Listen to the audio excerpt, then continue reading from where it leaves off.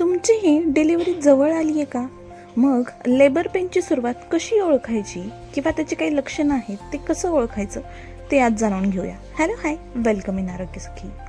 सगळ्यात पहिलं म्हणजे रेग्युलर कॉन्ट्रॅक्शन्स, म्हणजे पोटात वेदना ह्या ठराविक वेळाने येतात आणि हळूहळू वाढत जातात. तसंच दुसरं म्हणजे पाणी फुटणं, म्हणजे वॉटर ब्रेक. अचानक किंवा हळूहळू पाणी बाहेर येणं, जे की आपलं बाळाच्या भोवतीचं पाणी असतं पोटामध्ये, ॲमनाटिक फ्लुइड म्हणतो त्याला. सो ते कधी कधी ब्रेक होऊ शकतं आणि अचानक किंवा हळूहळू पाणी बाहेर येऊ शकतं. तिसरं म्हणजे ब्लडी शो, म्हणजे थोडंसं गुलाबी किंवा तपकिरी रंगाचा डिस्चार्ज पॅडवर किंवा पॅन्टीवर दिसू शकतो. तर हे एक लक्षण आहे लेबर पेनची सुरुवात असल्याचं. तसंच पाठदुखी वाढणं, सतत कंबरदुखी होत असेल तर मग हे लेबर सुरू होण्याची शक्यता आहे. त्याचबरोबर प्रेशर वाटणं, म्हणजे खाली जोर येतोय असं वाटणं.